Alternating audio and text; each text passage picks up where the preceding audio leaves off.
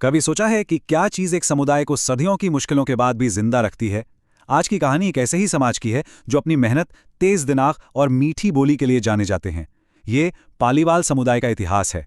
संघर्ष, समृद्धि और आत्मसम्मान की एक ऐसी दास्तान जो दिखाती है कि असली ताकत एक साथ खड़े रहने में होती है।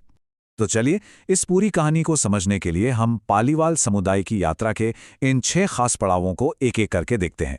उनकी पहचान की जड़ों से लेकर उस रहस्य तक जो आज भी लोगों को हैरान करता है। तो सबसे पहले ये समझते हैं कि पालीवाल समुदाय के वो कौन से मूल गुण हैं जिन्होंने उन्हें हर मुश्किल दौर में एक अलग पहचान दी। देखिए, इन सभी गुणों में सबसे खास है उनका आपसी सहयोग। एक बहुत अच्छी बात कही जाती है इनके बारे में कि जब भी कोई नया परिवार उनके शहर पाली में बसने आता तो हर घर से उसे एक सिक्का और एक ईंट दी जाती थी। सोचिए, इससे नए आए इंसान का घर और कारोबार दोनों कितनी आसानी से शुरू हो जाते होंगे। यही सामुदायिक भावना उनकी असली ताकत थी। चलिए अब थोड़ा समय में पीछे चलते हैं। इस समुदाय की जड़ें महाभारत काल तक जाती हैं। देखते हैं कि कैसे उन्होंने समृद्धि का एक सुनहरा दौर बनाया। पालीवाल अपना वंश उन गौड़ ब्राह्मणों से मानते हैं जो भगवान कृष्ण की पत्नी देवी रुक्मिणी के राजपुरोहित हुआ करते थे। एक और मान्यता उन्हें राजा जन्मेजय के सर्प सत्र यज्ञ से भी जोड़ती है। लेकिन अगर ऐतिहासिक तौर पर देखें तो करीब 2000 साल पहले ये समुदाय प्रवास करके राजस्थान के एक शहर में बस गया और उसी शहर के नाम पर उनकी पहचान बनी, पाली से पालीवाल। और ये जो पाली शहर था वो कोई मामूली जगह नहीं थी। ये सेंट्रल एशिया और यूरोप को जोड़ने वाले एक बहुत ही अहम ट्रेड रूट पर था। अपनी तेज बुद्धि का इस्तेमाल करके पालीवाल ब्राह्मणों ने इस मौके को पूरी तरह भुनाया, व्यापार में महारत हासिल की और देखते ही देखते एक बेहद अमीर समाज की नींव रख दी। और यहीं से कहानी में एक बहुत बड़ा एक दुखद मोड़ आता है। ये पालीवाल इतिहास का पहला बड़ा पलायन था, उनके जुझारूपन की पहली और सबसे कठिन परीक्षा, जिसने उन्हें अपना बसा बसाया घर छोड़ने पर मजबूर कर दिया। बात है साल 1291 की। दिल्ली का सुल्तान था जलालुद्दीन खिलजी। पाली की दौलत देखकर उसकी नीयत खराब हो गई और उसने हमला कर दिया। राठौर सरदारों के नेतृत्व में पाली के लोगों ने शुरुआती हमलों को तो नाकाम कर दिया, लेकिन खिलजी ने अपनी रणनीति बदल दी। जब खिलजी सीधी लड़ाई से जीत नहीं पाया तो उसने एक बहुत ही क्रूर चाल चली। उसने शहर के पानी के तालाबों और कुओं में गायों को कटवाकर फेंकवा दिया। अब सोचिए, धर्म को मानने वाले पालीवालों के लिए यह कितनी बड़ी मुश्किल थी। वे उस पानी को कैसे पी सकते थे जिसमें गौ माता का खून मिला हो? तो मजबूरन उन्हें अपने किलों से बाहर निकलना पड़ा। लोक कथाओं के अनुसार रक्षाबंधन के दिन हुए उस भीषण युद्ध में इतना नरसंहार हुआ कि मारे गए लोगों से 9 मन यानी करीब 360 किलो जनेऊ और 7 मन चूड़ियां इकट्ठी हुई थीं।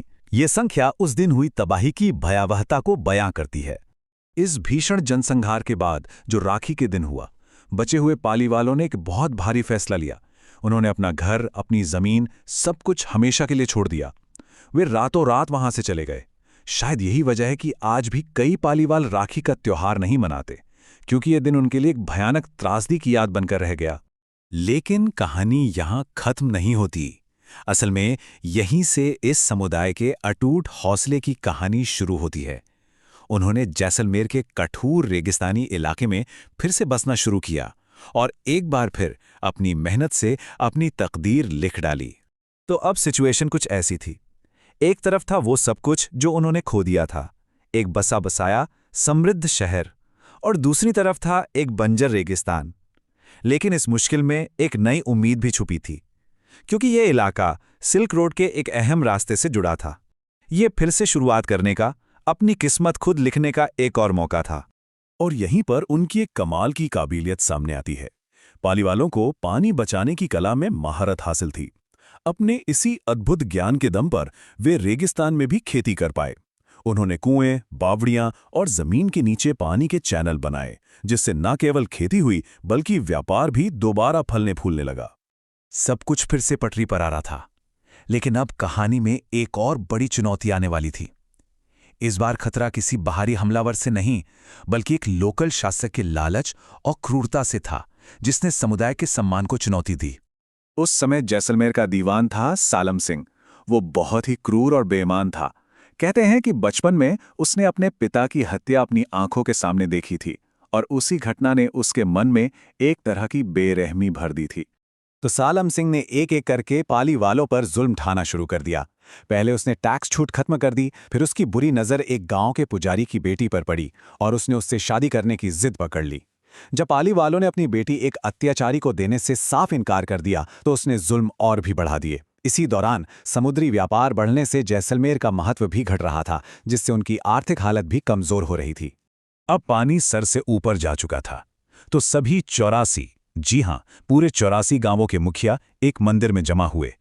वहां उन्होंने अपने मान सम्मान और भविष्य को बचाने के लिए एक साथ मिलकर एक फैसला लिया। वे अपमान के साथ जीने के बजाय अपने घर हमेशा के लिए छोड़ देंगे। और इसी फैसले से जुड़ा है कहानी का वो हिस्सा जो आज भी एक बड़ा रहस्य बना हुआ है और लोगों को अपनी ओर खींचता है। और फिर बस एक ही रात में 84 के 84 गांव खाली हो गए। लोग जो सामान अपने साथ ले जा सकते थे ले गए और बाकी सब कुछ वहीं छोड़ दिया। वे बस गायब हो गए। इनमें से 2 गांव, कुलधरा और खाबा, आज तक दोबारा नहीं बस पाए हैं और कहानियों में कहा जाता है कि वे गांव शापित हैं।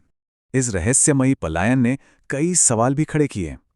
एक सबसे बड़ा सवाल ये है कि क्या पालीवाल अपना सारा सोना चांदी, अपना खजाना जल्दबाजी में वहीं पीछे छोड़ गए थे? क्या वो आज भी उन खंडरों में कहीं छिपा है? और दूसरा, और शायद सबसे रहस्यमयी सवाल जो कुलधरा को और भी खास बनाता है, क्या वहां आज भी कुछ अजीब महसूस होता है?